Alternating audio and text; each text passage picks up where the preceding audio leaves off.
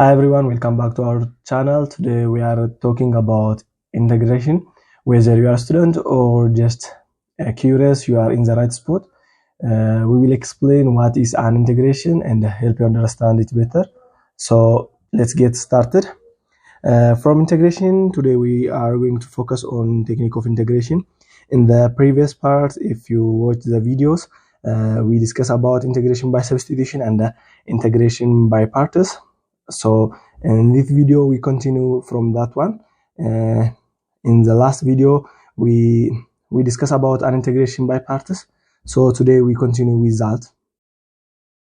If you didn't watch the previous one, I will recommend you to watch that one again, and you will come back to this video. So in this video we see about repeated use of integration by parts. If it is repeated, so what that mean, repeated use of integration? Let me demonstrate that one. If you remember in the previous video, during an integration by parts with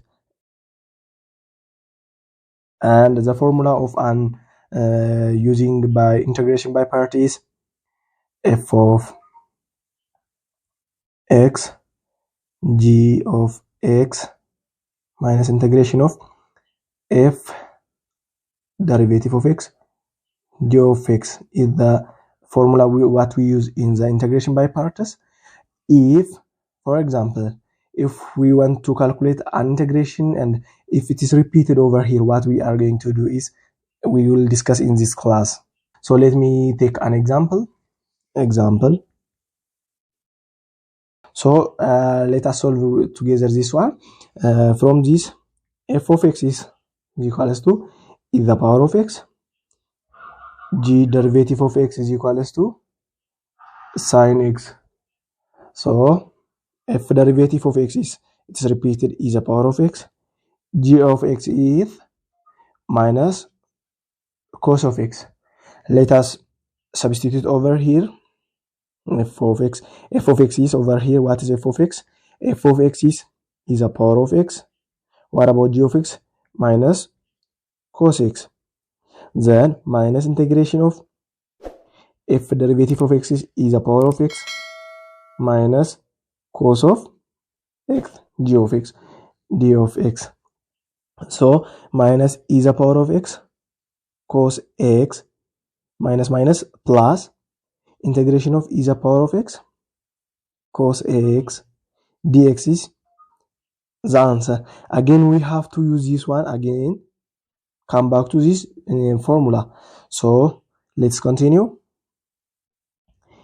Integration of e the power of x cos x dx. F of x is what over here again?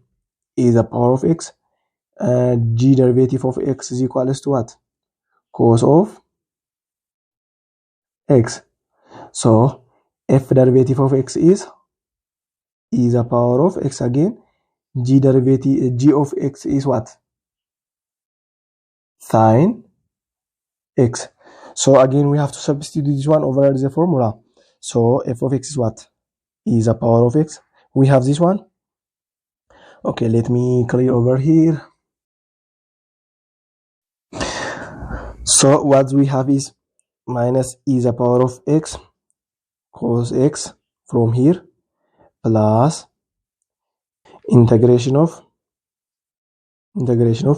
e the power of x cos x dx. Over here we have this one. So we have to substitute this one by this one. So minus e the power of x cos x plus, what is this one? We have f of x e the power of x. What about g of x? Sine x minus integration of f derivative of x is e the power of x. G of x is what? Sine x dx. The question says integration of e the power of x sine x dx. So we get over here, and again if you realize over here, what we are getting is the same to the first question. So we cannot continue, because if you repeat it we are going to stuck on the loop.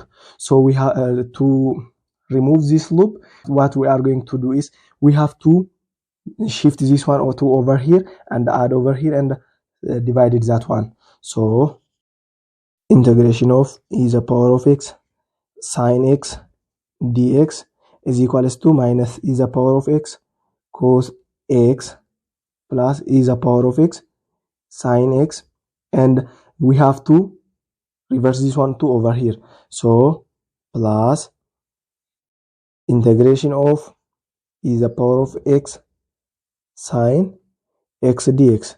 What we are getting is twice of integration of e the power of x sine x dx is equals to minus e the power of x cos x plus e the power of x sine x. What we have to do is dividing this one by 2, dividing this one by 2. Finally, what we are getting is e the power of x cos x plus e the power of x sine x over 2 is the final answer of this question. This one cancelled with this one, so the final answer is this one. So during integration by part, if we get repeated use of an integration by parts, we have to follow these steps and solve that question easily.